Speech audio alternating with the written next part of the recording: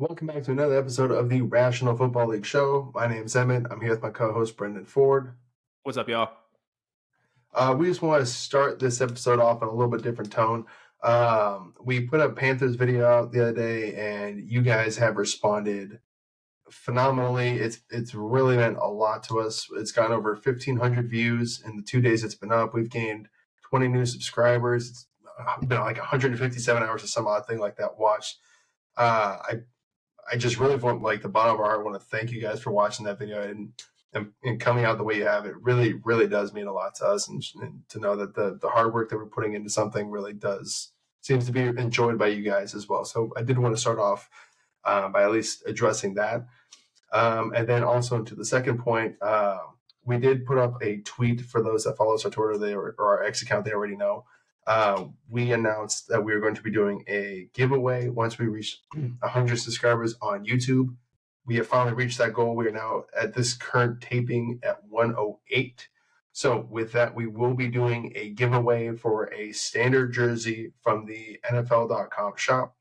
All you need to do to enter into the giveaway is you need to send us an email. That'll be into the description. Send us an email of your name and a screenshot of you being subscribed to the channel, because we want to make sure we're rewarding and appreciating the people who are subscribed to this channel. Let us know. We'll enter you into the drawing. We'll be doing the drawing, I believe, February 1st. You have until January 31st to get your name into the contest.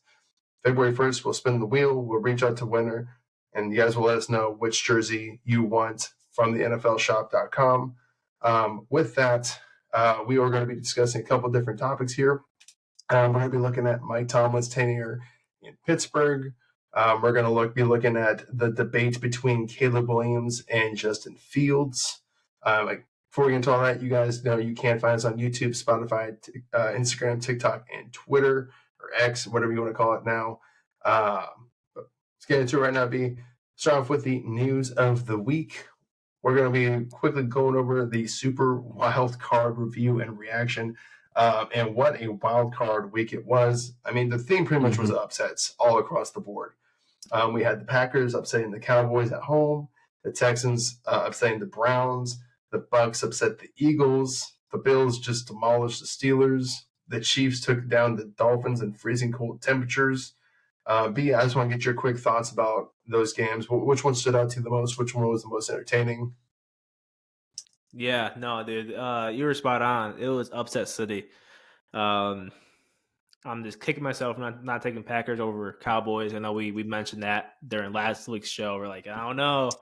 Packers have been like a heater, and the Cowboys are kind of known for kind of falling flat in the playoffs here. But that was a crazy game. I think the Lions and Rams games is probably the most like entertaining because it came down to final like 2 minutes, right?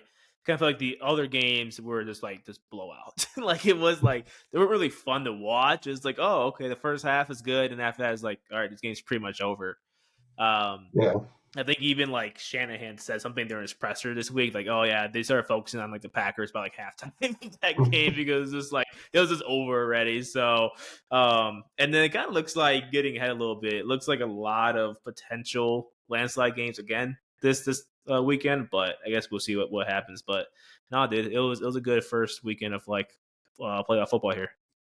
Yeah, I enjoyed it. Honestly, I enjoyed the Lions and Rams game. I thought that had the best storyline going in with Stafford returning to Detroit with Jared Goff. Mm-hmm.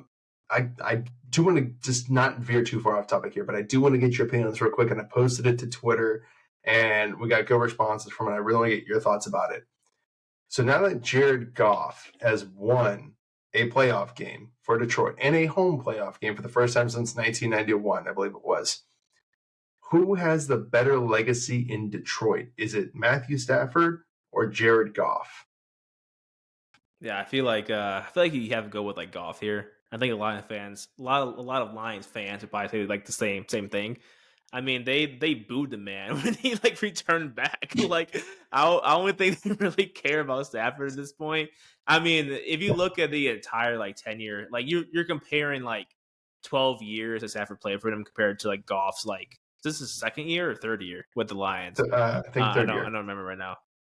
third year. Yes, But third year. even so, that's like it's like a fraction of what Stafford did. So if we look at like long term like legacy, you have to go Stafford. I mean, like he did so much for that city.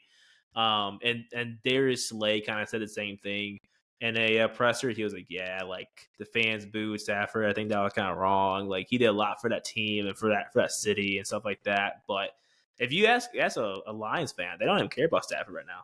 I don't think Yeah, like it's all and about Goff. I kind of feel like I don't blame him. I mean, even you're kind of saying the same thing of, Matthew Stafford's done a lot at Fat City. I was like, did he? I mean, he didn't win a lot of playoff. He didn't win any playoff games. He only made the playoffs, I think, one time, two times maybe. I And think. I get the Lions are a Sorry, dysfunctional organization. I just want to say, I think when Slay meant like did a lot for the city, like the actual city, like Oh yeah. charities, like, giving back to Well, the actual city. Yeah, I hope so. With the amount of money he was getting paid. I mean, you got to remember that boy was paid. back when he came in as the number one overall draft pick out of Georgia. I mean, we didn't have the same setup now where it's like, okay, well, the number one pick gets this contract and the signing bonus is negotiable, but this is the contract you get. I mean, back then you were negotiating your own deal to start. I mean, if I remember correctly at the time, he signed the largest rookie contract in NFL history at the time. I think it got passed by Sam Bradford the next year or something like that, or the year prior. But I mean, he sat there and collected a large check from Detroit for a long time. So I guess I'm not a Lions fan, so it's not like my opinion on this subject is the end all be all kind of a thing. But I don't get what he did that was so great for them besides collect a shit ton of money and then bail to a better team when he had the opportunity to and go win a Super Bowl somewhere else. So Yeah, I mean, that's fair. Yeah, I think Lions fans probably share the same opinion. Like this is what I saw on Twitter, stuff like that. There's like we don't care that we booed Stafford. Like Goff is our like guy. He won us a fucking playoff game. So yeah, I mean, he's a guy that yeah, came there. He's one yeah. of the largest paycheck. And the Raiders fans, they got their guy. They have officially hired Antonio Pierce. They have removed the interim tag. What are your thoughts on this? Do you think it's a good move? Do you think this is a Dan Campbell kind of move?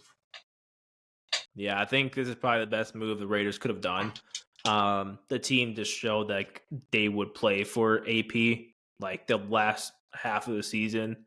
That team looked a whole lot better, and they actually voiced like they backed their guy, right? Like Max Crosby said, like, "Yo, you have to trade me if you don't hire Pierce." Like that's just the way it's going to be. So, I think it's definitely the best move they could have done. They probably could have done it sooner, but I think they had to go through the process of like waiting some time, something like that, because like I don't know, maybe not. I don't know. I thought I saw a tweet that said like they have to wait some amount of time to hire him back or some shit like that, but I could be wrong. But no, this is definitely the best move they could have done. The players like him. He seems to know what he's doing, right? So yeah, this is definitely the best move for them. Yeah, I agree. I mean, once the locker room's bottom like that, it's hard to get away from and go somewhere else. You're just going to devastate any kind of morale that's in there. He's clearly built a good culture there. My biggest gripe with him is to knock off the fucking game-winning cigars every time you beat any regular season team. But that's just my own personal gripe. That's not an actual something he needs to change. It's a me thing, and I'll live. We'll be okay. I do think he needs to nail the offensive coordinator hire because while he absolutely came in and improved that defense. Like I don't know if was he the DC before? Was he the defensive coordinator? Or anyway, once he took over I that think he was, yeah. okay, once he took over that defense really came to life. So now at this point he needs to nail the offensive coordinator hire, and you need to find your quarterback. So I think that's going to be the biggest priorities for the Raiders this offseason is those two things. Moving along, the Hall of Famer, future Hall of Famer, potentially greatest coach of all time, Bill Belichick, interviewed with the Atlanta Falcons. There is a rumor that he is expected to be named the new head coach of the Falcons sometime soon. For those that follow us again on X, we kind of predicted that. We called it once Mike McCarthy was announced as staying, and once Nick Sirianni was announced as staying, the most logical move for him at this point was Atlanta. You're not going to get any more of a pre-built roster out of that. All it needs is a quarterback to go, and they'll be fine. What do you think? Thoughts on that, B? Do you think he's going to nail the quarterback hire, or do you think he's going to bring in Mac Jones? Oh God. He's probably seeing Mac Jones as his like nightmare the past like 2 seasons. I saw a rumor that he wanted to trade Mac Jones like last year, but the Mhm. ownership was like no, we're not going to trade him. He's definitely not bringing Jones. But yeah, we definitely called that. I mean, I think a lot of people saw the same thing that we saw. Like, if he's really trying to be like the highest, winning it's coach in history, like he needs about 15 wins right now to pass Shula, and he wasn't going to get that going to like the Panthers or like the Titans, right? So Falcons definitely the better overall roster out of the available teams right now, probably that are looking for a head coach. Besides maybe Chargers. Mhm. Yeah, but I think it makes sense. I don't know what he's going to do. I know Falcons have a do they have a top 10 pick? I know they won like Oh, I got 7 put. games. Falcons are So picking 8. So yeah, top 10 8. pick. So they're right there in the range. Take a quarterback. Maybe they have some assets to trade up for a guy if they really fall in love with one during the process here. So I'm right there with you. And I think they also interviewed. Um, I want to say Brian Johnson, the Eagles OC right now. I want to say they Interesting. interviewed him like this week too. So they have to get the OC hire right too. No I bringing over like a defensive minded coach to go be OC like Bill did a couple of years ago with that team. Terrible. I will say it again. I don't want to get on my soapbox too long here. I will make this a quick observational point. Again, people can feel free to disagree with me. That is totally fine. Just please be respectful about it. You can disagree with me as well, B.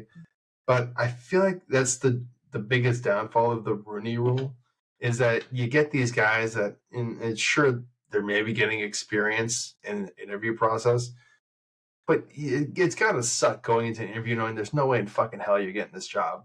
And it seems like, and there's always seems like there's one, guy that gets picked every year to you're going to fulfill this role for every opportunity. And it seems like this year it's Eagles offensive coordinator Brian Johnson, who seems to be just being.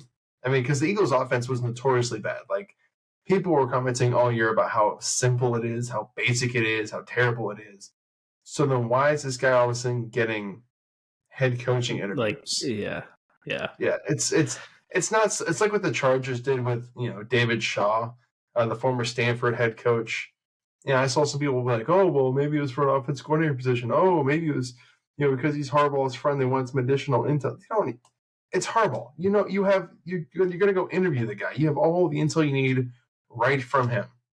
We know. I mean, it got to the point where I think it was Albert Breer even commented, Rooney Rule fulfilled. They can now move forward. It's like it's just disrespectful. It feels like something that's disrespectful. At least that's just what it seems like to me. But Yeah, no, I'll hop I off can my see. soapbox. No, I can see how you can like see that too, because like it almost seems like a waste of time to someone too. Like, I don't know, like he really does interviewing him to check off a box you have to, or you're really giving him like your Yeah, full on attention, your time, and you actually do like want him. Yeah, it's a weird line there. You know what I mean? yeah. So all right. Well, again, like I said, I'll stop off my soapbox there. You guys can please feel free to disagree with me if you've seen something different. Feel free to the comment section. Let us know that. Or let me know that. Yell at me. I won't drag B into that one. But moving on, Jim Harbaugh is officially interviewed with the Chargers and the Falcons. He is the favorite to land the Chargers job, as we kind of just adjusted, or as I kind of just said. They did interview Stanford head coach David Shaw as well, who's friends with Harbaugh. Um, but all inclinations seem to be that he is leaving Michigan. He doesn't want to deal with the NCAA investigation, suspensions, whatever the hell they're going to do. So he feels like it's just time for him to move on anyway. So what are your thoughts? Do you think he actually takes the Charger job, or does he go back to Michigan and just using the Chargers as leverage? I think he might be serious for this year, which I feel like I say this like every year where these rumors come out and they're like, oh, he's not going to do anything. But like when you look at the full picture, one, he finally got his natty win, so like Mm-hmm. you could look at it as like what else does he have to really achieve there, and two, like I think he fully expects the NCAA to come hard. I mean, pause. They really hold up. Hold on. I think he's What do asking you too have for on? yeah. What was I saying? I think because was he asking some teams to like I forget what the word or what I'm trying to think, but like to almost like protect him from any like Oh, yeah, so part of, potential suspensions or whatever from no, NCAA. so what it was is that he wanted in his contract that he couldn't be fired if the NCAA came down and suspended him. So that he wanted, Oh, yeah, okay, he that's what it wanted was. that Okay, built into his contract that hey, you guys can't fire me just because the NCAA suspended me or took away that makes wins or sense. whatever the punishment's going to be. You can't blame me for it essentially. So Gotcha. yeah, So I think he I- kind of expects like something to happen with that like program going into yeah, next season. Like I think he probably heard like rumors or whatever. So when you look at those two things, I feel like this. I think he really is serious about this. And in fact, he interviewed with like two teams so far too. yeah, Could be more, but what I saw was the Chargers and like the Falcons. So yeah. it'll He be cool also from like a fan. I want to see him coach there too with mhm, the Chargers. Like I want to see that. I think that'd be yeah. cool. He also switched agents over to Don Yee, who was Tom Brady's agent, and Julian Edelman's agent. So he's an NFL guy. He's not a college guy. I guess that maybe also kind of suggests he's more serious about making the transition back to the NFL. It's also back to where he started his coaching career at in San Diego. For those that don't know, he started his head coaching career at the University of San Diego, USD. Um, so it'd be a good, nice coming home for him for his college career. Yeah, I agree. I think he takes it. I think he's serious about it. I think he wants to work with Justin Herbert. Herbert, and I think it's just a good. I think it's a good opportunity. I think like you said, he knows that the NCAA is going to come hard all over him, Come so hard, like right over his backside. yeah. He's going to be dripping in consequences. Oh God. So, so he's trying to pull out of there before you get stuck with a 9-month problem. Um, Oh, that was so well like played. I love that entire. That was awesome. Claps. thanks. Claps. Thanks. I was paying attention on my free time. Like we like. Oh God. Link down below in the comments. Wait, no. Oh, shit, it's too Oh dark. God. This This is getting really dark now. is getting real dark here. This might be R-rated. Let's move on before it gets any worse. The Panthers have completed an interview with the Bucs offensive coordinator, Dave. Oh, shit. How do you say that? Canales? Canales, yeah. Yeah, Canales. Yeah, you had it Canales. right. First time. Okay, Canales is a trending name right now. He did revitalize Geno Smith's career in Seattle before moving over to Tampa Bay to help revitalize Baker Mayfield's career. I think this is one of those, again, it's a sneaky guy that hasn't really got a whole lot of attention that should be. I mean, he's done good work with some guys that needed a fresh opportunity, and he's done a good job in developing them, helping them reach their full potential. So I think it's a good name to keep in mind. What about you, B? Same here. Yeah, no, I think I don't know how serious the Panthers are on him, but like I think that'd be a good like match. Obviously, they're in the same like division. They probably know Dave well. Again, you kind of already touched on it, but he works well with quarterbacks. So obviously, Panthers have a developing quarterback who they want to get the most out of. So kind of makes sense there. Yeah, I would probably put him like for like the offensive minded guys. Like he has to be close to like being like a top 3 option, right? In this cycle. I mean, you Yeah, have I, Slowick well, who will touch on in a second. We have Ben Johnson and him. So yeah, I think he'll be highly sought after for sure. yeah, I agree. Well, do you consider Harbaugh an Oh, I forgot offensive about him. guy Yeah, then? So yeah, I mean, at this point, I think I just consider him a head coaching guy. I don't really think I consider him an offense. I know it's like obviously as a quarterback, it's a specialist and everything like that. But I think I just think of him more as like a culture builder, offensive guy. yeah. Um, Same here.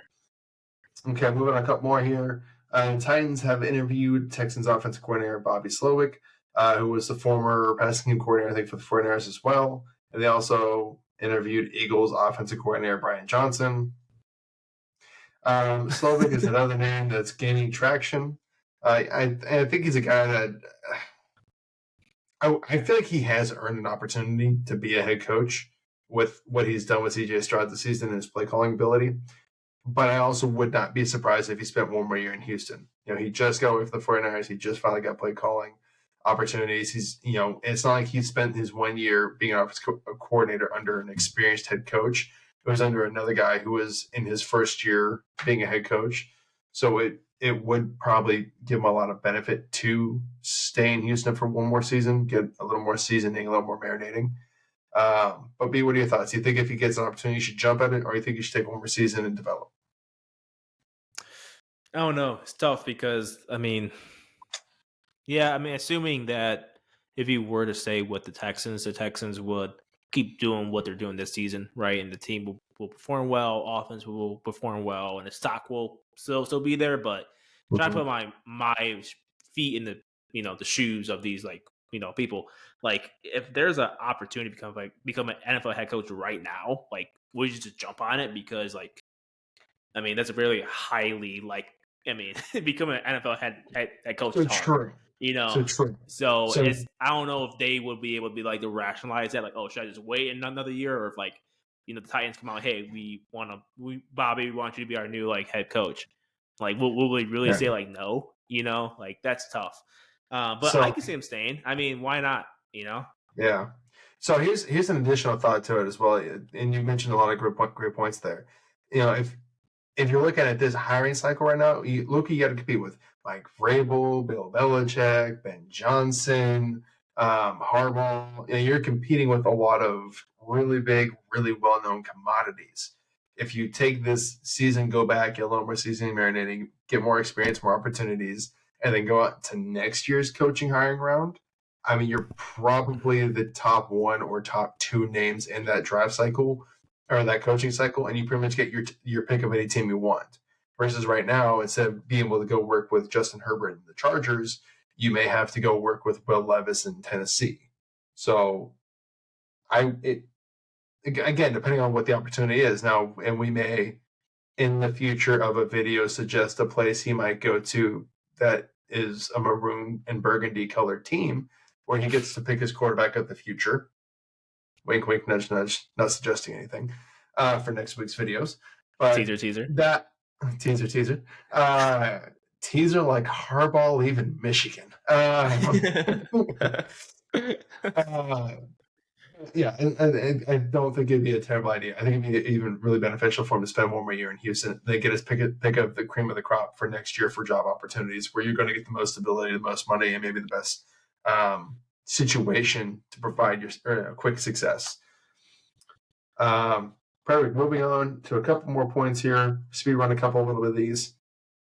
The Ravens are not expected to activate Mark Andrews for Saturday's game against the Texans. For those that don't remember, he hurt his ankle on a hip drop play a while back now. I can't remember what team that was. Long time ago. It was the Bengals. Bengals, because there's the linebacker 58. Luke, I think. Luke Wilson. Yeah, that everyone was saying was dirty. He was the one that made the tackle. Yeah. So, which isn't super surprising because I guess there's an expectation he might be able to be back if the Ravens can't make to the AFC Championship. That would be the soonest he could return. So I wouldn't be surprised if he's back next week, but not a whole lot of surprise he's not back this week. A couple other injuries. Jair Alexander is questionable with an ankle injury. I don't think he practiced all week, if I remember seeing that correct. Texans wide receiver Noah Brown got added to the IR with a shoulder injury. Big loss for them. They have signed. How do you say that name? Damiere Byrd. Mm-hmm. Damiere Byrd to the Bucs. I apologize. I'm not always great with names. I wouldn't say Damiere. I only know him. He's Chicago Bears legend, Damiere Byrd. Okay. He played for one season back in 2021. It's fair. So, honestly, for the first 10 years of my life, I couldn't pronounce my own name. People were like, how do you say name? I was like, your guess is as good as mine, dude. Whatever you think. Shoot your shot. You think. Yeah. Shoot your shot. I don't know how to say it either. So that's so funny. And football. No one was calling me Swart in football. They're like, Emmett. Everyone was going by the last name. He's just Emmett. We don't want to. He says Emmett. We're not going to deal with that. We're not going to pronounce it all the last name. That's funny as hell. last little bit of news. It's kind of surprising. The only reason it's news is because it's surprising it didn't happen. Jerry Jones will not be firing Mike McCarthy. Be bold move. You've written here, so I'm just going to read it right off the page. Bold move, or is it the right one? Yeah, Bold I move. don't know.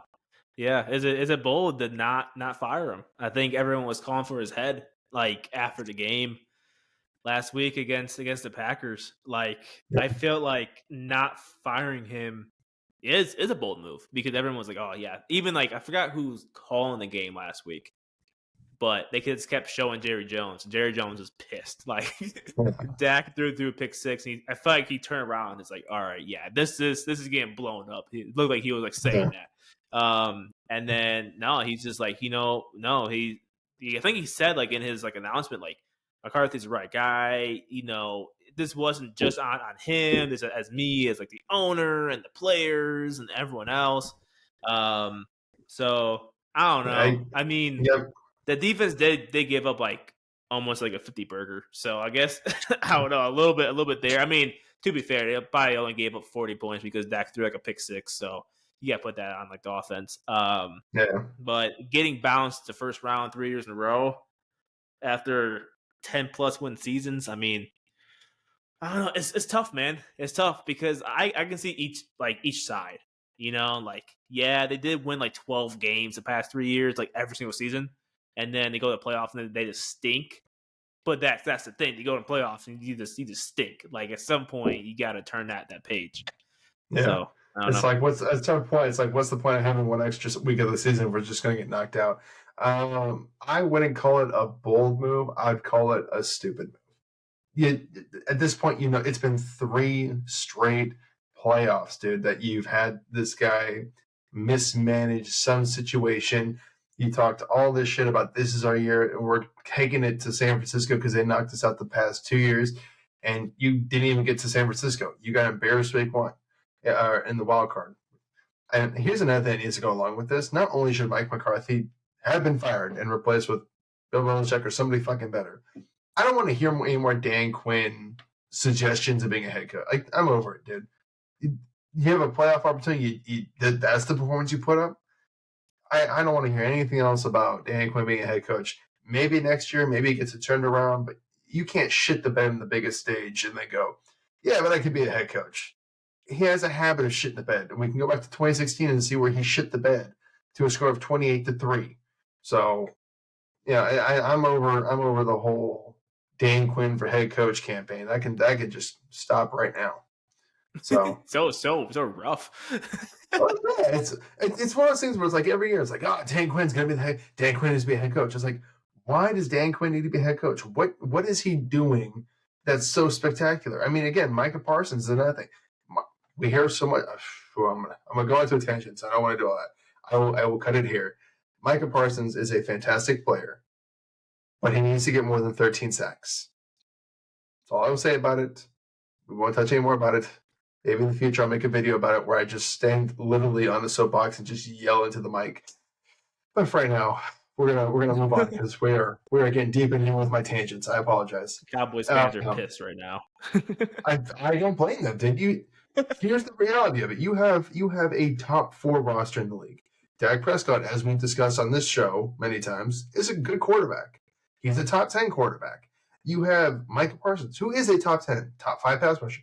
The dude is disruptive. There's no doubt about that. He's a fantastic player. You have a top defensive unit with stars all over the board. The fact that you're not getting it done should come with a consequence, and we'll allude, and that will be my teaser for our future topic about a certain coach in black and yellow. At a certain point, you need to get the goddamn job done, or at least get close, dude. Like it, just that's just the standard. But moving on, before we get into all that, talking of coaches and things like that, we want to turn over to a turn on the spotlight segment. This is a segment that was suggested to us by a viewer. It was a fantastic idea, so we've run with it. Every week we look at one player who is not getting the recognition they deserve, and we turn the spotlight on them. This week we have Ravens starting safety Geno Smith. Excuse me, I'm so sorry. Who actually, I believe you mentioned in the pre-show B, leads the league in picks, right? He is second. Yeah, so Geno Stone Second. is second in interceptions in the entire league. Yeah, behind Bland for the Cowboys, Uh, I believe. Yeah. Perfect.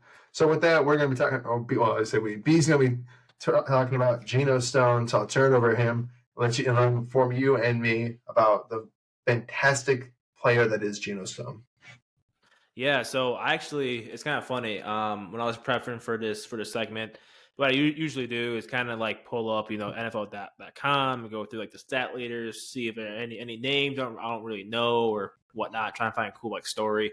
And I saw Geno's name there, and I was like, dude, I've never once heard of this like guy. I've never once heard of him, and he has 7 picks this year, which again is second in the entire league.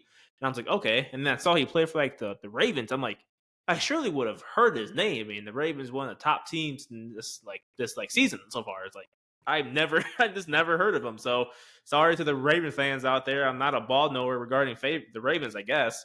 And their setup is a little bit weird. But before I get into that, let me do a little bit of a background check on him. So Geno Stone, 4th-year safety out of Iowa. What's cool about his story too is he's a 7th round pick, and he was like mid to late round, I think too. It's crazy. And now, yeah, he primarily plays free safety. And I know that the Ravens have 2 other studs at safety. We did a breakdown or a spotlight on Kyle not too long ago. I think a few weeks ago now too. So I watched him film. I couldn't tell exactly like when Geno Stone like rotates in based off like the package or stuff like that, whether it's like dime or nickel or whatever like that. So sorry for y'all that know. Maybe like tell me here in like the comments. But I did see at PFF that he mainly lines up at free safety whenever he is in. So yeah, so let's go over the background for his stats too. So 2023 stats. We know he has 7 picks. He also returned 101 yards. So it's not just like he's getting a pick and like falling down. Like this dude is like flipping like the field, which is great to see. And he also gets busy. He has 68 total tackles, and he also has 9 pass breakups. So he's always like back there in coverage. PFF had his coverage score of like 80 something. I think it's like 80 or 83. It's super high. It's awesome. And that's really what I like about him getting to this section here.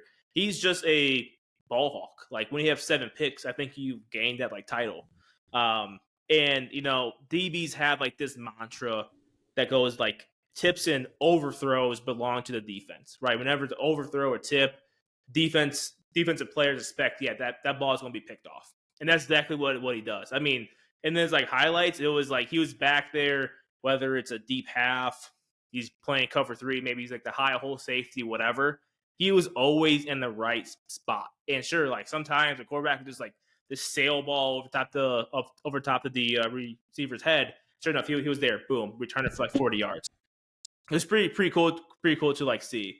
Yeah, so having here, he has great instincts. I know like a fan might watch like, well, the quarterback overthrew that pass. He didn't really do a whole lot. It's like, no, he read that play. Like he was there and the spot to make the play for anything to like happen. And that's skill. Some people just sometimes don't have that. Like how many times have you watched a game where a guy runs like a post and just burns people? Like, damn, how did he get so wide open? Where's like the safety? You don't see that often with Geno Stone. Like he's always in the right spot. And if he's not making a pick, maybe he's breaking up a pass, or he just sees the quarterback sees him covering that route and doesn't try to throw that. So he's always there. His run grade on PFF actually was a little bit lower. I think it was like close to 40, which I was actually surprised about because I like the way that he can tackle in the open field. Like as I used to play safety, and I know you get this too, E, but like like that natural like alley that forms where there's like an outside run, or like a screen, right? You have 2 stock blockers and an alley that forms. Yeah, see that kind of goes, yeah. The part in the sea, yeah. So as a safety, you need like gonads to go down there, bro, because like it's you and the whoever, like the running back or the receiver, whatever, and y'all running full speed, bro. You can't like tippy toe down the alley, or you're gonna get toasted, right? And he'll yeah, exactly. Yeah, the good old yeah. But he'll come down full speed and smack. Like there was no like hesitation. He'll go down there and hit him, and maybe be like a right at the line, or maybe for like a 3-yard gain. But I really like the way he just like came downhill, and like he doesn't play in the box, right? So he's coming back from like 15-ish yards deep, right? Sometimes even like 20, right? He takes a couple like resets and then he shoots. So like the run like 20 yards, like full speed, and there's like alley, just knowing, hey, it's gonna me and this like running back right here. We're gonna meet up and see who's like the bigger man. I mean, he did that a lot. So I don't know, maybe yeah, yeah. So I don't know if PFF is like just hates him or something, but it looked all right to me in like the run game. But if you're a Ravens fan and you're watching this, you're like, no, Brendyn, he misses a lot of tackles. Tell me, because there wasn't a whole lot of film on him. I just watched I found like 3 different highlight tapes of various years, and they're like 3 minutes long. So it wasn't like a huge, sample size. But that's just what I saw, and that's what kind of stood out to me. So yeah, I just want to give Geno his flowers. I feel like on that Ravens defense and great Ravens defense, he's not really mentioned that much, but he's a turnover star. I think he plays ball the right way, and maybe get a few more picks here in the rest of these playoffs. So that's the breakdown there. Yeah, thank you for that. Yeah, it sounds like one of those dudes. It's crazy how the Ravens have just like the ultimate no-name defense. Like you can't really I can name Patrick Queen, Roquan Smith, sure, Marlon Humphrey. I mean, they just have so many, but they every dude they have on there isn't a superstar, but they all just perform so well. Like it's just so many dudes that just collectively come together to make such a great unit. So thank you for deep diving into another one of those Ravens players and giving a name to the no-name defense. I really appreciate that, especially if my 49ers is going to be facing the Super Bowl. I need to know who I'm going to be cussing out here. So for sure. Perfect. Wow, that's crazy. Move on here. Sorry, that's all in your notes. So with that, we are going to move to our games of the week, which at this point has just become whatever the playoff games are that at the time right now. Last week we did pretty good. I think last week we mentioned that I went 5-1, with the one wrong being the Cowboys Packers, which most people got wrong. And I think you said you went 4-2, right? You had 4-2. Rams over Lions, and then Cowboys over Packers. Yep. So hey, that's still a winning week. That's still a winning week of bets. Still made money. You know what I'm saying? Exactly. It's 2-1 odds in your favor. This week we got again a couple that look like could be blowout games, a couple games that should be pretty exciting. On the AFC side, we have the Texans and the Ravens, as well as the Chiefs and the Bills. On the NFC side, we have the Packers and 49ers versus the Bucks and the Buckets and the Bucks and the Lions. Just want to point out here, it's kind of crazy. I think we have 7 games left of the season. We're down to 7 games. That's not including the Pro Bowl. That is sad.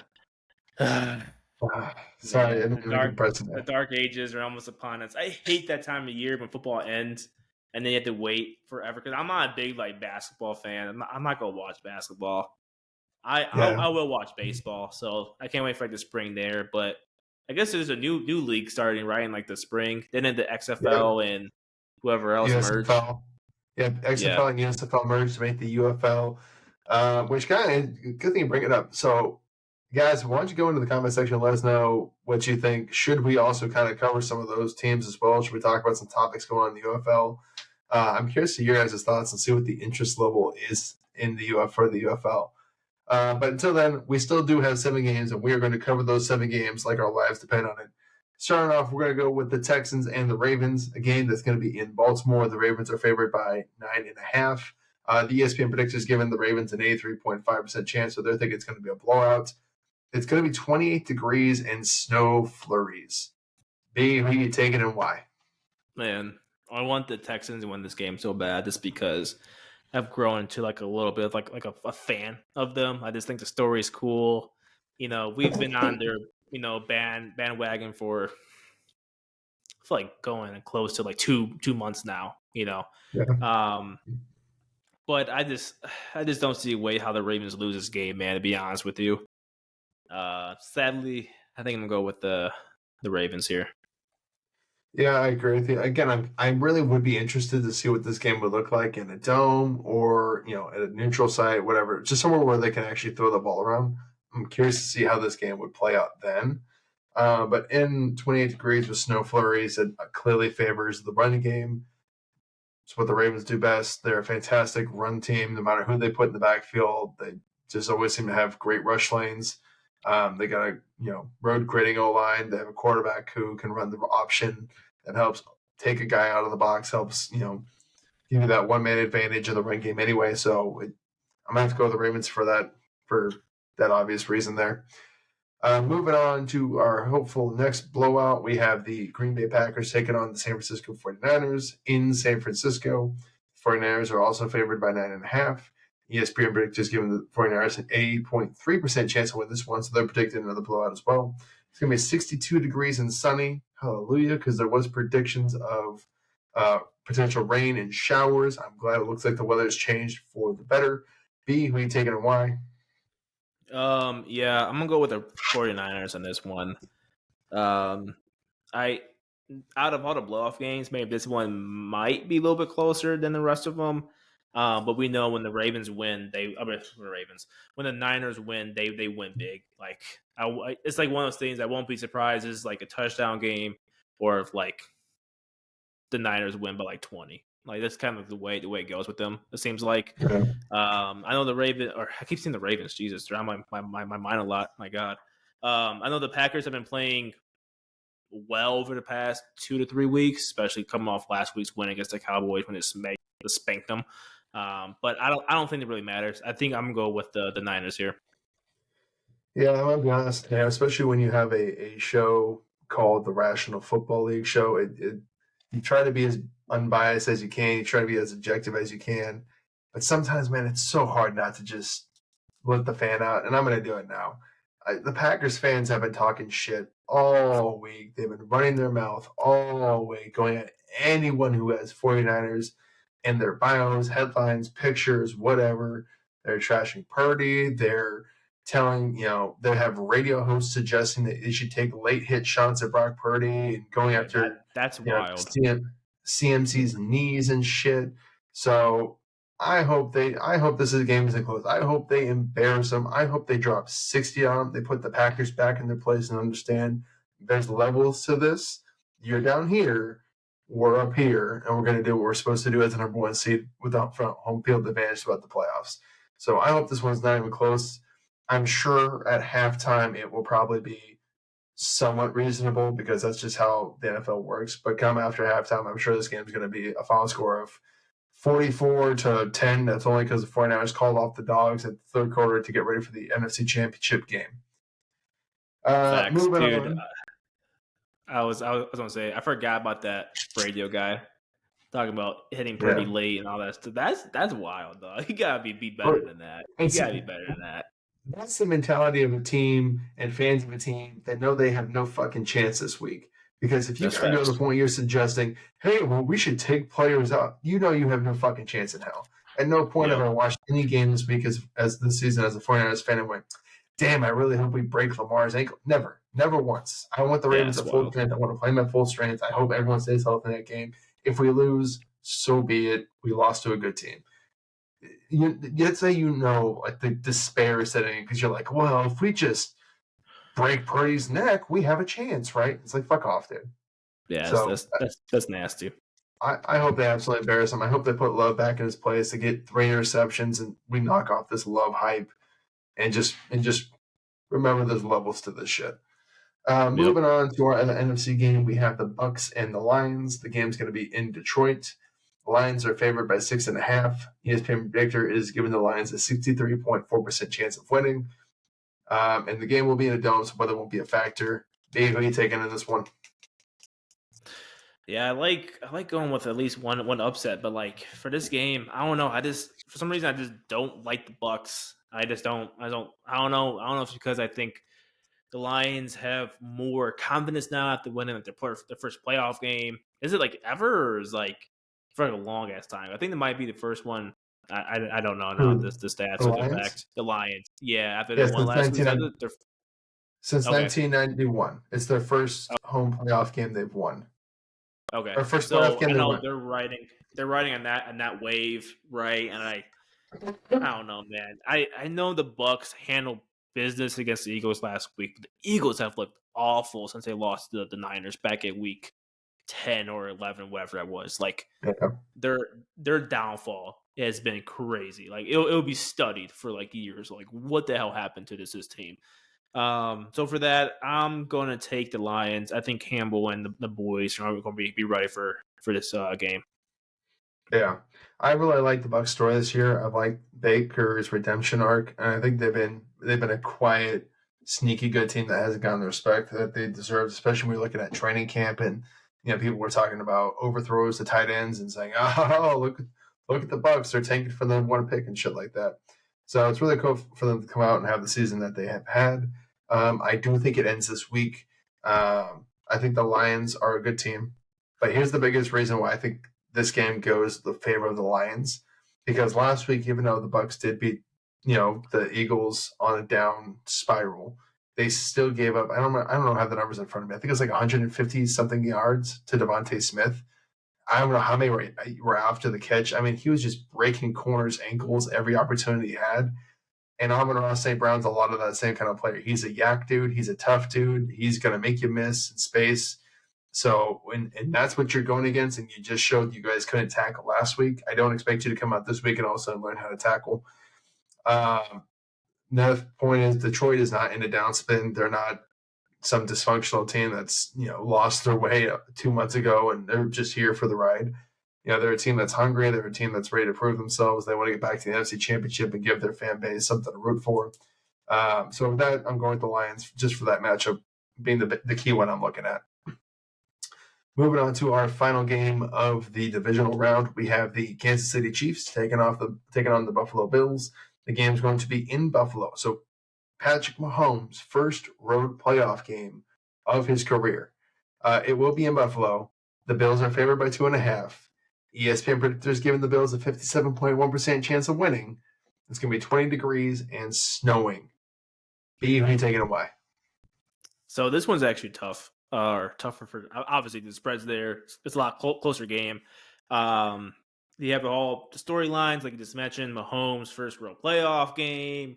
Bills are kind of like a heater here, going from like a bubble team getting to playoffs to winning the East, and they took care of business against like the Steelers, all that stuff. But I was 100% ready to take the Bills without any like real thought, because Bills have been playing better, first real playoff game. Then I remembered that a lot of people got banged up last week against the Steelers. I don't know if you were watching the game live or whatnot, but like a lot of people got like hurt.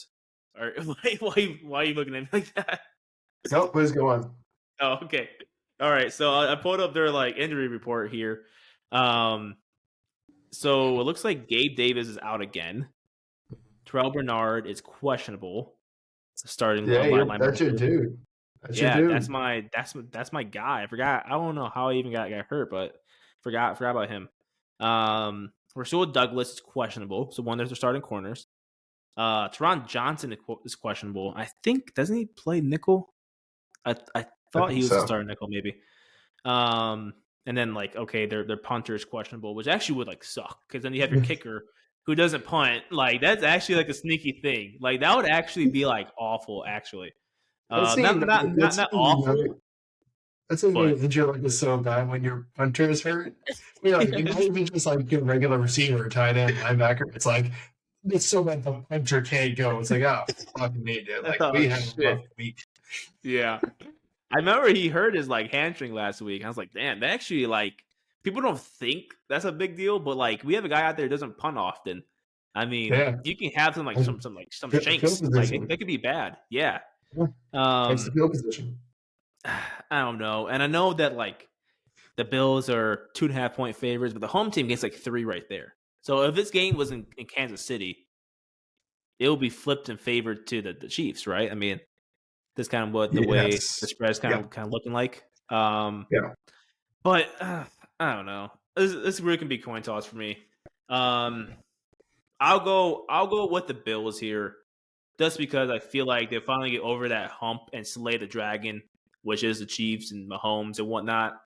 I won't be surprised if the Chiefs win. I might just take the Chiefs plus 2.5. I know we don't do the spread betting and stuff like that, but if I were to bet here, I would probably take the Chiefs 2.5, but still expect the Bills to win. What? I can't lose. I'm taking the Bills. But I'm taking the Chiefs. I'm taking the Bills, but I just want you to know I'm also taking the No, Chiefs. I'm saying like I won't be Oh, yeah. surprised. Like like I probably would take the Chiefs money line, but like the spread, yeah, like Yeah. 2.5 points, I probably would I take get that. you. it's so when you started off talking about the way you were going, I was like, oh, is he going to take the Chiefs? And then you're like, Bills. Yeah, The the Chiefs with the build up. money, Brian. I'm taking the Bills. They give me the Yeah, Chiefs with the money. yeah. You can pick one. I did pick what I told you. I expected I picked the You Bills to win, but I'll probably take the Chiefs to spread. And in terms of our show, yes, you're taking the Bills. In terms of what you're actually going to bet this weekend, you're taking the Chiefs. Got it. Yes, yes. I am not going to do that. I'm just taking the Chiefs outright. Like you said, we get one upset. This is going to be my upset. The Chiefs. Here's why: because of Josh Allen's turnover proneness. The Chiefs have one of the top defenses in the league. It's a top 5 unit. They are ball hawks. They get turnovers. It's the strength of the team this year is the defense. They already don't have receivers to make catches anyway, so playing in the snow favors them. They're going to want to run the ball with Isaiah Pacheco and Clyde's Edwards Hilaire, Yeah, something like that. Yeah, something like that. CEH, something like that. It's close. They're not going to want to throw the ball around anyway. So playing in the snow favors them. I think they get two turnovers in this game, which helps seal it away. And they played, and the Bills have a knack for fucking the game off. I mean, even like last week against the Steelers, it came down to, I think it was a 7-point victory. At one point it looked like it was going to be a 20-point blowout. It came out of nowhere. Mason Rudolph-led Steelers took this game down to 7 points. But this is still Patrick Mahomes. This is playoff Patrick Mahomes. He beat the Eagles playing a perfect game on one fucking leg. I'm not putting anything past Patrick Mahomes, and it's hard for me to pick against them. So I'm taking the Chiefs in this one. There we go. At least we differ on one game now. We're about to go for it. Well, that's my face always an issue because I was like, is he about to take the Chiefs? Are we going to be perfectly aligned to all put down the board on this one? But no. I was thinking about it. I was like, no. Okay, perfect. So that does end the games of the week. All right, guys, why don't you go down to the comment section? Let us know who you're taking in these playoff games. Give us a like. Give us a subscribe while you're down there. We always love talking to you guys, and I like to think we put out good content every week. So click the subscribe button. We do this every week. Get our videos all the time. Come watch us. Come engage with us. Moving on to our segments of the week. I know this is why you guys really come around anyway. You want to hear what we got to talk about these topics. Like we alluded to earlier and mentioned a little bit earlier, we're going to be looking at the Mike Tomlin situation in Pittsburgh, and we're going to follow it up with the Caleb Williams, Justin Fields debate. Starting off with this one, we're going to go with, is it time for the Steelers to depart from Mike Tomlin? I'm going to say absolutely. In fact, I'm going to argue it's been beyond time for the Steelers to depart from Mike Tomlin. But I've got you guys hooked for the first 30 seconds. If we get that view, that's the only thing that matters. B, why don't you give us your more rational thought? That's so funny. I think viewer and be off now. Look at that. Yeah, I was like, all right, I guess I'm going now. I'm fucking hooked. I mean, I can. Yeah, it's tough for me to say yes, and it's tough for me to say no, which I know is a lame answer. I know you're probably like plant your flag and take a side, but it's tough because like I've shared this viewpoint when we talked about McDermott for like the Bills, right? When we talk about should he have been fired when they were going through like their awful stretch, and I said, well, like in hindsight, he really hasn't done a bad job, and the grass isn't always greener. on like the other side. Like you don't know what you're going to get in like a new guy, right? But like I think Tomlin's been there long enough where we know what he is, right? Um, but on the flip side, again, it's hard to find a coach as stable as him, right? We talk about Tomlin. He's 173, 102 during his tenure there. And he's never had a losing season. And then just looking at more the recent stuff this season, I know during going into the season, you and I had high hopes for Steelers. We said the Steelers were going to be that surprise team in the AFC North. And sure enough, they made the playoffs, and of course they lost the Bills and whatnot. But like they also had Mason Rudolph starting for them. Like their QB room right now sucks, and I think this is where if you were to move off Mike Tomlin, this is the right path to go down because he missed the mark with the QB spot, right? They probably should have had a better plan in place for Big Ben over the last couple of years of the season because you can tell like Big Ben had a pretty big drop off from like 2020 onward when he finally retired in 2022. Like you could see that like he wasn't the same guy, right? And they missed in that part because instead of drafting a quarterback when it didn't need one and kind of the developing him and whatnot, get him ready, they waited the last second. They got stuck with Kenny Pickett and a QB class that arguably is like awful, right? If you look back on it, he was the only first round quarterback selected, and they selected him in the mid-20s. Like you waited to the worst possible second. Yeah, the draft class was awful. Was so bad that the best quarterback from that draft was Mr. Irrelevant Brock Purdy. Yes. That's how bad that draft class was. That's crazy to like think about, right? And you think about the season before, you had that was a 2021 class, so you had like Lawrence, Fields that was in there, Zach Wilson, Lance, all that stuff. So obviously, some of those guys aren't panning out, but at least there's more options. There's more first round selections that were quarterbacks. But they wait to the last second to take, okay, who's our next future quarterback? Because we have no clue. Got stuck with Pickett. Pickett is looking like he's not going to work out. They even said, the Steelers already said, like, yeah, we'll bring another quarterback on the next season. They can battle it out, blah, blah, blah, right? So that's where he really messed up. So if you're going to move off of Mike Tomlin, and if you do bring in a quarterback, I'm assuming it'll be a rookie one, you probably want to pair the two, right? Maybe get an offensive-minded guy in there, pair the new quarterback with a rising OC, and kind of reshape the org that way. But yeah, sorry for that little rant. But that's where he really missed the mark. If they would have nailed their next quarterback, we wouldn't be really talking about this because again, the AFC is loaded. Like, I'm not going to hold a gun to his head for losing against like the Bills and stuff like that because they weren't the favorites and whatnot. But he is at fault for not preparing the QB of the future after Big Ben. Like that's on him, and that's why we're having this talk today. In my own thoughts. So my initial opening for this, I don't want the viewer who's had stuck through this and gone, oh, what the fuck was that guy saying? Where did he go? My initial thought was my true thought. That's what I think. It's been time. It's beyond time. He needs to fucking go. And what's funny is me and you, and then didn't realize and discuss it, had the exact same logic at first. At first, I even typed my notes. I was like, possibly not.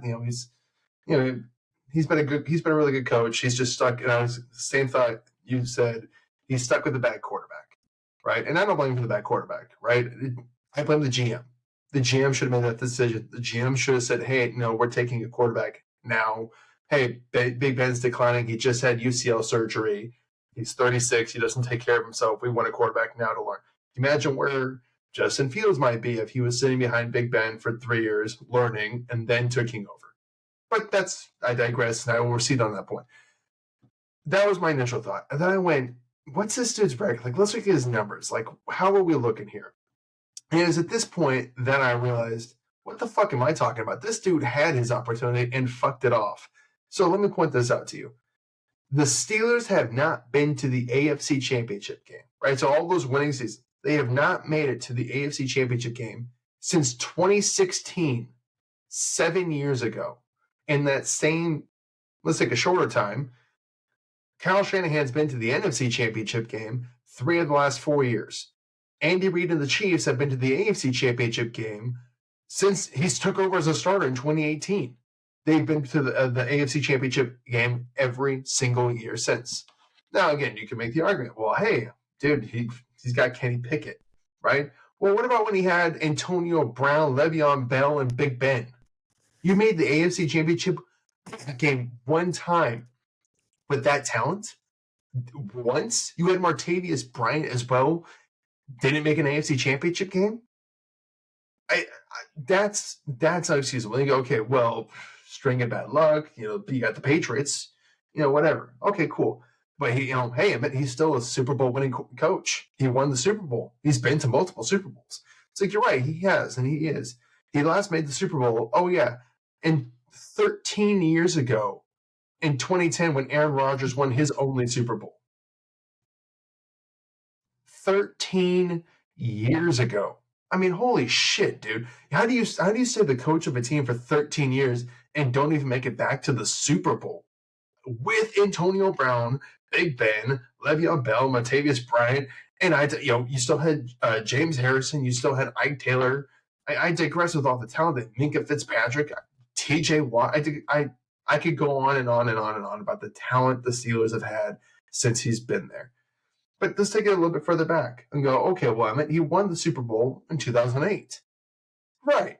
With the same roster that just won it 3 years prior under Bill Cowher in 2005, minus the bus. It was pretty much the exact same roster. It was Big Ben a couple years older. It was still Troy Polamalu. It was still Hines Ward. The difference was Rashard Mendenhall versus, the bus. So you just took over the same roster essentially and made it back to 3 years later. So sure, you get some credit for it, but not enough credit to last you 15 years. 15 years since your last Super Bowl win. So while I understand the perspective of consistency and being okay and whatever, at what point do you take the blame for all the talent you've had there but have produced zero results? I mean, again, we're not even talking about Super Bowls anymore. We're talking about you haven't made it to a championship game since 2016. You haven't made it past the wild card since 2016. That's At wild. what point are you held accountable for that? Yeah. So you can't tell me there's not some other team out there, some other coordinator or whatever, that can't come in with this roster, draft a new fucking quarterback. Because Kenny Pickett, I'm sorry, Steeler fans, he's not the answer. I don't give a shit how good he is in the fourth quarter. He's not the answer. You shouldn't be losing in every fourth quarter to have to come back and have good numbers in the fourth quarter, especially not with the talent they still have there. I mean, you still have Najee Harris, and they seem like they got another diamond in the rough, and Jalen Warren. You have Deontay Johnson, and that's another thing I don't want to start on. The amount of bullshit that gets swept into the rug there. I mean, look how George Pickens acts. Look how Deontay Johnson acts.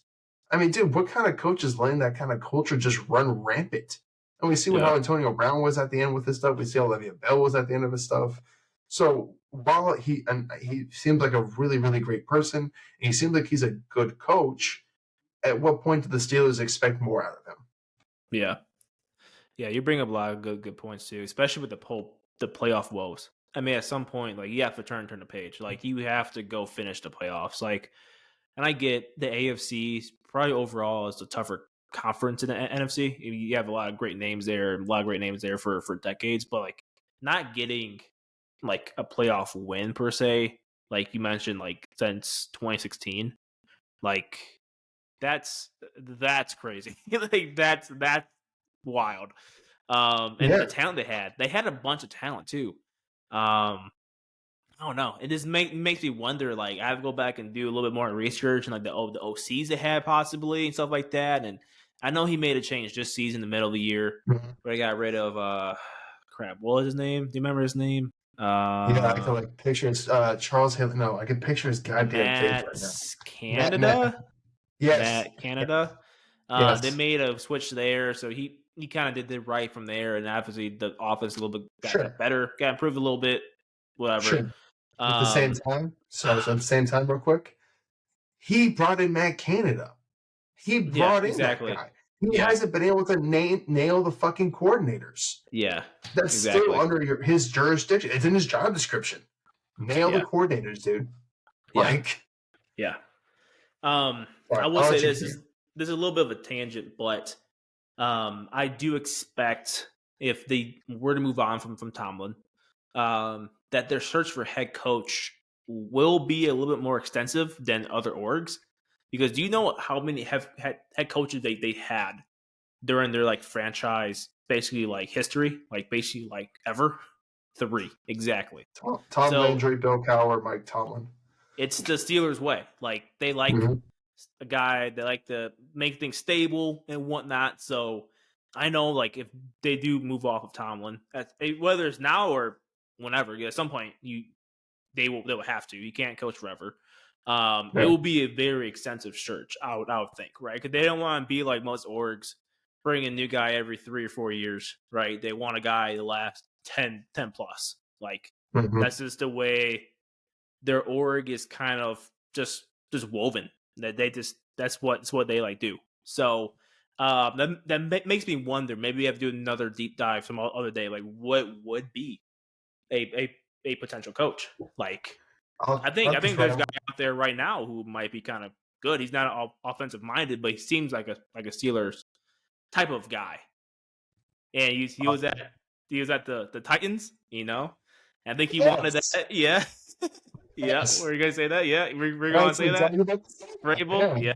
I can see Vrabel going there. Honestly, he seems like a Steelers guy, you know. Yeah. Tough, blue blood, solid, consistent. You know, gets the job done. The exact kind of fit. Now, again, I'm sure there are people watching this right now that are screaming yelling at the screens or thinking to themselves, but isn't Vrabel the same thing as Tomlin? And I would argue no. Vrabel was able to take lesser talent in like Ryan Tannehill and propel that team to the AFC divisional rounds to win a playoff game or so. You know, the Tennessee was never at any point considered the top talented team in the conference or in the division. You know, even with, they had Derrick Henry, that was kind of it for a minute. They had A.J. Brown too, but it was like, who they really have on defense? Nothing near a multi-time defensive player of the year in T.J. Watt. Nothing in another great edge rusher in Highsmith, and no all-pro safety in Minka Fitzpatrick. Well, I guess they had Jarius Byrd. I know, what's his name? The safety that was traded to the Eagles. Kevin Byard. Kevin Byard, who I think made one all-pro once. So I guess he technically did have that talent there. But, I mean, Vrabel took a lesser talented team and elevated them. Versus Tomlin looks like he's taking a talented team and just kind of coasting with it. Basically, yeah. And, kind of just kind of put like a bow on this. I can see Vrabel being a great match there. Again, not sure that happened this season, but it sounds like Tomlin's contract is up, right? He had that presser and someone asked him about it, and he kind of like stormed off. Yeah. He was like pissed off. So like, I mean, if they do want to make a move right now, there's a very deep cycle for head coaches out there. So I imagine this is probably based on what I see in the NFL happening. This is what my guess would happen is. So they let Tomlin play out the remaining of his contract because that's what the Steelers are. They're not going to fire somebody. Give it one more ride, see what it looks like with Kenny Pickett, see what it looks like with Tomlin, give it one more gung-ho. Let's see. We're here anyway. Fuck it. If it doesn't pan out, Vrabel sits the season out. He doesn't coach any team. Becomes a consultant somewhere or some advisor to something, while they do, hey, man, keep your benefits going. At the end of the year, they don't resign Tomlin. He walks as a free agent. They immediately bring in Vrabel. He gets to draft his quarterback of the future. That would be my guess on how this plays out. I got you. Would that be a little bit of a risk if some team does scoop up Vrabel right now for this cycle? Like, what if the Panthers or whatever team needs one? Like, I don't know. It is, but my guess is they're probably playing it by ear. They probably reached out to Vrabel, not through the official channels, just give him a call or whatever. But like, hey, if you don't get an opportunity that you like, Like if you lose the Seahawks job to Dan Quinn or whatever, you can sit out the year, or you can come. Well, we'll pay you to be an advisor for us, and then once Tomlin's contract is up, we already have you in building. You're already familiar with everyone here. We could just plug and play you right then. So Yeah. I Who's that again. Sorry, I was gonna ask. No, go You on. know the Steelers like DC off the top of your head? I wonder. It'll be kind of cool. It probably will never happen because Vrabel's already a head coach and whatnot. So why would he do this? But it'd be cool if they like brought him on like staff and kind of what the Patriots did with Bill and like Mayo like had it written in their contract. Hey, yeah, Mayo's gonna take over whenever Bill leaves or whatnot. Like Yeah, I think that'd be cool to do with Tomlin and Vrabel. But again, like Vrabel doesn't have to do that. He's already a head coach. Like he yeah. has that on his It's like resume already. it's Terrell Austin. So They're awesome. here's an example. Like Vic Fangio, after he was fired by the Broncos, came on as a defensive consultant for the 49ers for the 2022 season because of what at that point there wasn't any opportunities available that he liked. And then after that season was over, he ended up taking the defensive coordinator job for the Miami Dolphins because he pretty much had his pick of any opportunity he wanted. So it could be something like that where he comes on as a consultant for for the Steelers or for another team. Maybe he goes on for the Panthers or Houston, somewhere as a young head coach. It's like, hey, let me give you a little bit of experience here, dude. And then after that, he goes and signs and he's would be the head coach of the Steelers. That makes sense. But that's my guess on how that would play out. Now, will it actually? I don't know. I'm not an insider, but that's based on what I've seen historically with the NFL would make the most sense. I mean, it would be so cool to see him in that, in those like Steeler colors. I can just see like he just seems like a Steelers guy. That's in like Yeah. it's just the way he's like built. Like That's because it's one of those things where it's like the Steelers and the Patriots are very similar franchises. They're blue blood franchises. They're known for success and winning Super Bowls. They're known for being hard nosed and grit, defensive minded. So it's the same thing. So Yeah. he's just a natural. He was supposed to, the thought was he'd be the Patriots head coach. Obviously, I went to Jared Mayo. We'll see how that goes. But he seemed like a natural build to fit right into that historic franchise too. So yeah, agreed. But so that wraps up that. You guys let us know what you think. Are we right about Mike Tomlin? Is it time to move on? Or are we out of our mind and Tomlin's the greatest thing in coaching since Vince Lombardi? Let us know in the comment section. Give us a like. Give us a subscribe bar down there. Turn on the bell for notifications. We do this every week. We release multiple videos every week. Go up, check out some of our previous stuff. Like we mentioned at the top of this podcast, our Carolina Panthers won. People have loved so far. We put a lot of work into that, so go check that out. But if this is where we're losing you guys, thank you so much for watching. We really appreciate it. It's been Emmett. It's been B. We'll see you guys next time. For those of us staying on, we are moving on to our last segment of the episode. Thank you so much for sticking around. I know it's been a long episode, but we really do appreciate it. And this is a fun one. This has been a big Twitter debate, especially in the Bears verse. It's the pinnacle debate right now. What do you do if you're the Bears? Do you draft Caleb Williams or do you stick with Justin Fields and trade the pick for a haul? Either way you slice it, the Bears are set up in a good position. B, you're the regional Bills fan or Bears fan. I know you already found some great numbers on this and success rates of number one overall quarterbacks. So I'll let you start off with that. Tell us how successful number one overall quarterbacks are, because I think it's going to surprise people more than they realize. Yeah, it actually just shocked me a lot too.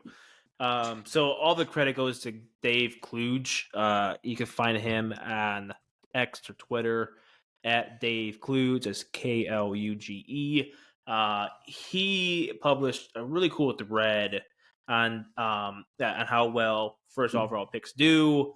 And he came up with 5 arbitrary benchmarks, but given our experience with football and our knowledge of like the game, these seem like good metrics to kind of judge a quarterback off of.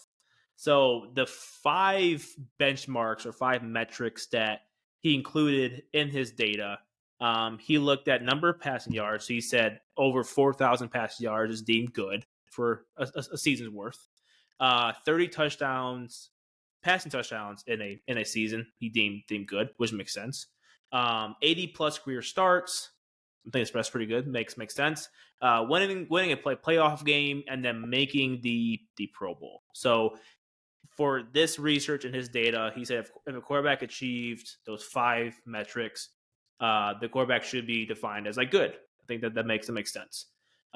So the basis of his research, he looked at the past 30 years of NFL draft data, and he found that 20 quarterbacks were selected first overall in the last 30 years. And listen to these, I guess the quote unquote hit rates for each like benchmark here. So 70% of the quarterbacks who were selected first overall hit the 4,000 or more passing yards like benchmark, which is crazy. Like 70%. So that's 3/4 ish most, right? So high there. 30 touchdown passes, 45 hit that. So a little bit lower than the passing yards, but close to half. 81% have hit 80 plus starts. So I think kind of dig a little bit deeper there. I think that kind of shows that like maybe quarterbacks who are selected first overall get more chances with other teams. Guys, I don't know exactly like how many of these first overall picks stayed with their team and got a second contract or whatnot, but I think that could be a topic for a future day. 70% had a playoff win, which is huge, and then 70% had a Pro Bowl. So again, like out of these 20, qualified quarterbacks who were selected first overall in the last 30 years, only 4 quarterbacks are deemed busts by these standards.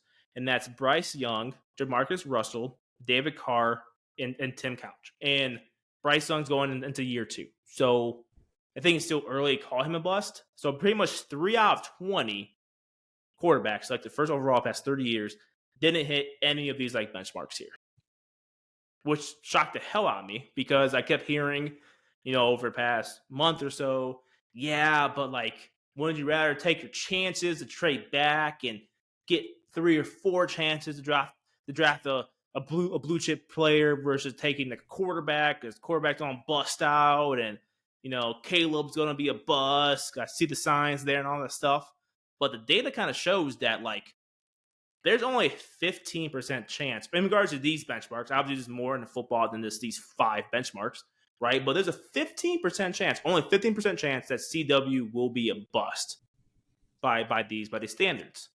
I'll pause there. E, do you have any thoughts on that? Those like 5 like stats there.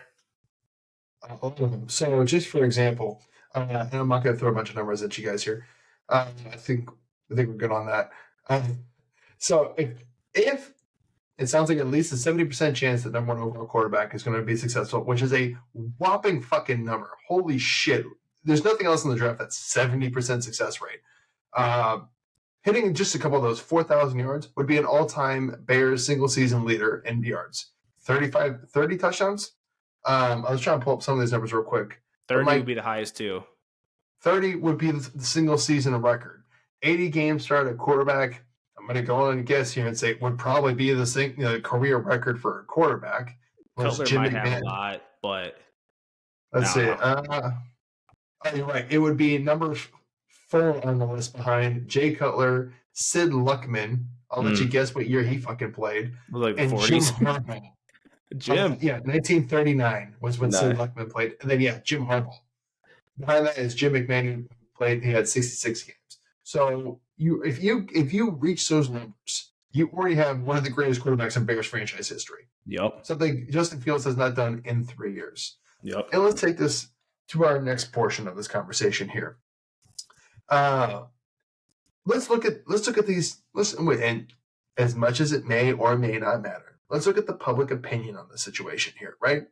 You have a couple different options here. You trade Fields and draft Caleb. Let's look at that. Let's examine that fully here.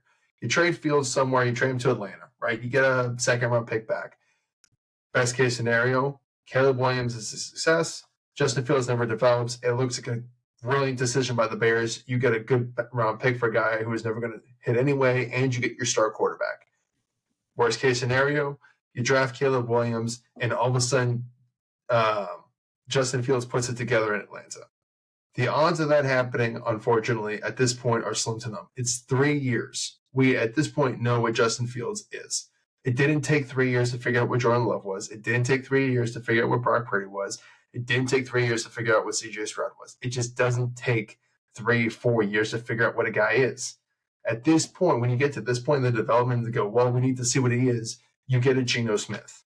You get a Baker Mayfield. You get a guy that, yeah, eventually they put it together and they became an okay quarterback. But he's never what we thought he was going to be. Doesn't seem like it's ever going to come to pass. There's just no.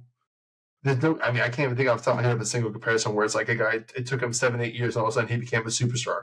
Maybe Rich Gannon. Yeah. Maybe. Oh, Yeah, and, maybe. I can't think of one like either. I mean, the only scenario that looks close would be Daniel Jones. He turned up a little bit fourth year, but we're seeing what happens there. Like, yeah, it's a false thing. It was it was a 1-year wonder. Sure. Yeah. So again, the odds of Justin Fields all of a sudden playing together with to Atlanta, slim to none. Let's look at the inverse here, right? You keep Justin Fields, right? And then you trade the number 1 overall pick to whoever else wants it, whoever's going to give you the haul. Great, you get a bunch of first round picks. Let's play the scenario out here. In this case, Caleb Williams. Again, best case scenario, you were right. Caleb Williams is a bust, and Justin Fields finally puts it together. Odds of that happening, as we just looked at the numbers, is 78% success rate. Doesn't look to be in your favor. Worst case scenario, you keep Justin Fields and you trade Caleb Williams. He becomes a star that you guys had always wished you had at quarterback. And Justin Fields, in his 4th year, is a flame out. He's fired. Eberflus is fired. It's a whole switch, top to bottom. Ryan Poles is gone. The way it slices and the way it looks to me is if you draft Caleb Williams and trade Justin Fields, your chances of not being the laughing stock of the fucking league are significantly lower than if you keep the guy who hasn't shown you a whole lot for 3 years and trade a guy who has a 70% chance based on historical data of being at least a good quarterback. Yep. I mean, it really feels like a no-brainer decision here when you start looking at it in that aspect. Yeah. But with that, I will yield my time back to B, and you can tell us another perspective how this makes so much more sense to just take Williams. This is a plus one that too. We said this before on how we would fix a Bears segment, which if you are a Bears fan, you probably want to watch that. We did that a couple weeks ago. If we just think about it in regards to Ryan Poles and his career, right? This is his job, like the line. Like, you don't really ever see like a GM who is fired who becomes a GM somewhere else. Usually it takes some sort of other title, like Ryan Pace is with the Falcons right now, but he's like a personnel guy or some shit like that, right? So this is a once-a-lifetime thing. They call the NFL not for long. Like, you get fired fast, right? So if you're Ryan Poles, okay, you just passed up on last year's draft class, which included Bryce Young and CJ Stroud, who's looking like a top 8 QB right now, right?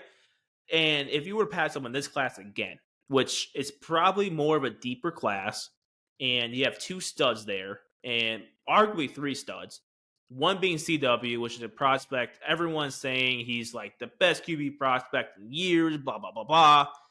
If you're Ryan Poles, right, how can you justify a Kevin Warren that you passed up on all these great young quarterbacks? You keep Fields, and if Fields doesn't pan out, you get fired, right? And that's your end of your GM career. Like, you're probably not going to get another GM job again, right? We think about that, okay? I think if we just take the emotion out of the choice, I think the choice seems pretty obvious, right? So again, like, for those that don't know my background, I'm a Buckeyes fan and a Bears fan. So I've been the Fields fan since 2019, right? And if you just take the emotion out of it, I think going with CW is the clear-cut choice. Just like football-wise, right? You reset the QB clock. Ryan Poles basically saves his job for another 3 years. Eberflus probably does too. And you look at the data again, like 70% of first overall quarterbacks throw for 4,000 yards. 45%, 30 touchdowns, 81%, 80 starts, 70% playoff win, 70% Pro Bowl. I mean, if a quarterback did that in this city, they would arguably be the best quarterback in like Bears history almost. Like that's how dire this team needs. It's like a high profile quarterback, right? And another point, if you're not a Bears fan, after this show here, check out the CGO or CHGO crew. Adam Hogue talked about this topic, and he brought up a good point. A lot of people like to throw in Trevor Lawrence. Trevor Lawrence, you're going to catch a straight bullet here. I'm sorry. But a lot of people say, well, hey, Trevor Lawrence, everyone said he was supposed to be generational. It's a great prospect. And he hasn't been that. He's been okay. He's been solid. But he's not what he's promised to be. And Adam brought up a really good point. He said, here, listen, if Trevor Lawrence is the floor of Caleb, that's a good-ass scenario for the Bears. Like, if he's if that's the floor, that's good. That's really good. How about something right now? Trevor Lawrence should be the second best quarterback in Bears history right this second. Right this second. So if that's what we're talking about drafting and that's a bust for you, I don't know what to tell you. Justin Fields is not even in the top 10 of Bears quarterbacks. And there's a long list of them. And I also want to add on to what point you said, because there's maybe a viewer right now that's thinking, guys, there's a happy medium here. Trade with the Commanders for number 2, get a good haul still, get Deron Payne, whatever D-tackle, and just draft Drake May number 2. You still get a great quarterback, and you still get a haul.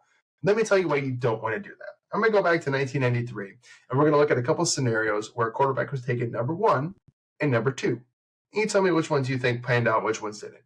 1993, quarterback taken number 1, Drew Bledsoe. Quarterback taken number 2, Rick Mirrorer. Tell me who the fuck Rick Mirrorer is. Bears fans. I've never heard that name before in my life. Yeah, how about 1988? This is a great one. 1988, quarterback taken number 1, Peyton Manning. Quarterback taken number 2, you might have heard of him, Ryan Leaf. Oh, God. Let's move on. Here's a scenario that'll help your point. 1989, Tim Couch was taken number 1. Number 2, Donovan McNabb. Hey, see, there we go. Worked out there. Let's move forward to 2012. Quarterback taken number 1, Andrew Luck. Quarterback taken number 2, RG3. Who had the better career? Right. But what about this one, guys? 2015. Quarterback 1, Jameis Winston. Quarterback 2, Marcus Mariota. At least Jameis can stay on the fucking team. Marcus can't stay on the goddamn team. 2016, Jared Goff or Carson Wentz. Who do you want? Goff went 1, Wentz went 2. 2021, Trevor Lawrence or Zach Wilson. Who are you taking? Guys, when you start really looking at this, there's no comparison. Take Caleb Williams. There's not a Drake May. Honestly, through no fault of his own, Drake May probably will not pan out. It just seems to not, and this doesn't include this situation with Bryce Young and CJ Stroud. So there's 2 one-offs out of the last 20 years. We're taking the quarterback, the second quarterback worked out versus taking the first quarterback. It's not that complicated, guys. Point? Can I add some more data to that too? David Kluge and the rest of his thread, he has those like data points too. So again, talking about the first overall quarterback, 70% hit 40 or 4,000 yards, 45% had 30 touchdowns, blah blah blah. Right? When we look at quarterbacks drafted second to 32nd, the hits rates plummet. Okay, you have 25% of them hit 4,000 yards. You had 24% hit 30 touchdowns. 35% had 80 or more starts. 38% had a playoff win, and only 33% made a Pro Bowl. And of course, the obvious exceptions: Josh Allen, Patrick Mahomes, Aaron Rodgers in there, Big Ben, all of those big names, right? But you went from like 70% hit rate for 4,000 yards to 25. Pro Bowl. You went from 70% Pro Bowl to 33. Just by moving out one spot, right? So going off East Point, you want to get the best prospect. And this is the first time, since last year, I guess, that the Bears decided that they didn't want to draft first overall. But they have, like, the pick at hand right now. Like, they can choose. They don't need to go for quarterback 3, 4, 5 in this class. They can pick whoever the hell they want to. But we're saying Caleb's been the clear-cut best quarterback of his class for the past 2 seasons. Don't overthink it if they decide to draft quarterback, because Caleb would be the best prospect. It's a very, very easy choice. You gotta take the emotion out of it. I get it. Justin Fields blew everyone away at his draft combine. Justin Fields was the hype. He's had some really good runs, but at the end of the day, he has not shown enough. We can't go into another. You can't go into another season and going, well, he just needs to develop more. That was the excuse last year. That can't be the excuse every fucking year. Is he just needs to develop more. You had your chance, dude. You've had, I don't have the numbers right in front of me. You've had at least 40 starts, I believe. That's a safe assumption. Year 3, you've had about probably 40 starts. It did not take 40 starts to know Brock Purdy was the guy. And he was the last pick in the draft. It took about 5 before 49ers fans were going, this dude's legit. What the fuck? Same thing with CJ. It didn't take 3 years to go, CJ Stroud can play. It was first season. It was about halfway through the year. We went, same thing with Jordan Love, right? Started off rough. First 8 weeks, it looked like, oh, fuck, this dude is not good. Flipped the switch after the bye, hit it, and went 22-1. Name any stretch where Justin Fields has gotten 22 touchdowns and 1 pick and led the league in passer rating multiple weeks. It's his first season starting, guys. It doesn't take that long to find out if you got the dude or not. Sure, they can develop a little bit. There's those rare incidences, and it happens, of course. But more often than not, you know when you got the dude. It's 3 years. The Bears don't have the dude. It's time to go get the fucking dude. It's time to go get the best quarterback in Chicago Bears franchise history. It's time to get your Andrew Luck. It's time to get your Trevor Lawrence. It's time for your guy. It's time for Bears to get the quarterback it's time for other teams to be jealous of the Vikings will be jealous of your quarterback. The Lions fans will be jealous of your quarterback. And Packers fans won't admit it, but they'll watch your quarterback play against their quarterback and go, we wish we had your quarterback for the first time in your franchise history. It's not a complicated decision. It doesn't need to be. Yeah. It's very simple. It's cut and dry. And I want to say to the Bears fan, sorry. No, go ahead. I was going to say, like, it doesn't have to be a real gloom and gloom like scenario too. Like, how many times can you say like your quarterback or your team upgraded at quarterback by like choice? Like, there used to be days on Twitter or X, like Bears fans used to argue about Mike Lennon or Mitchell. Like, they used to argue about like dumb shit like that, or Nick Foles or like Mitchell. Now we have CW or Justin Fields. Like this, and again, like this, Fields is going to be caught up in the scenario where like it was just bad timing in this weird like circumstance. Like we made a trade the Panthers. Panthers sucked with the first overall pick. As it is what it is, right? But a lot of Bears fans are just like on Twitter being super like negative about it. This is a very good thing. Like, the team is going to get better.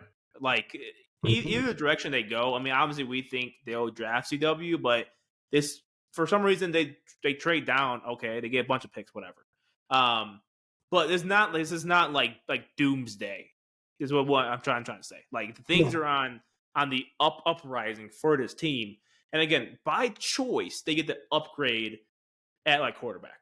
I mean, that's it's a cool thing. It's a cool place to be in for a Bears fan. So like, if you're a Bears fan, you're like pissed off because like you're a big Fields fan and whatnot. Yeah, it will suck if and when he gets traded, but just know like the team is also moving in the right direction too. Yeah, I mean, imagine again as a Bears fan, imagine you walk away from this draft, you trade Fields day one, you walk away from this draft with Caleb Williams, Brock Bowers, Chop Robinson. You're going to have your own Sam Laporta. You're going to have a top 5 tight end in the league. You still have DJ Moore. You have your second and third round pick to draft, Brendyn Rice, to draft Jalen McMillan or any of the thousands of other great receivers that are in this draft. They could be number 2 to DJ Moore. You have a real good chance to go in one offseason to have a top 10 offense for the first time in Bears history. It's just, I mean, when I tell you the football gods have blessed the Bears, They have blessed the Bears. It's just about accepting the blessing. Because when they traded last year to the Panthers for the number 1 overall pick, the Panthers could have gone 9-8 and finished with the 10th overall pick. And this wouldn't have been a discussion. Fields is your guy, and that's what it is. Or you're picking between Fields and J.J. McCarthy. You guys have a chance at the greatest quarterback prospect, possibly of all time, since Andrew Luck. It's not a bad. It's a perfect situation. It's the holy situation in terms of football. Yep. Just take it. With that, we're going to call this a show. Thank you so much for guys for sticking with us. Tell us what you think. Should the Bears go with Caleb Williams, or do you still think Justin Fields is the guy? Let us know in the comment section. Hit the subscribe button. Hit the like button. We do this all the time. We make we make fun videos. But thank you so much for hanging out with us, guys. Until next time, it's been Emmett. It's been B. Have a good night.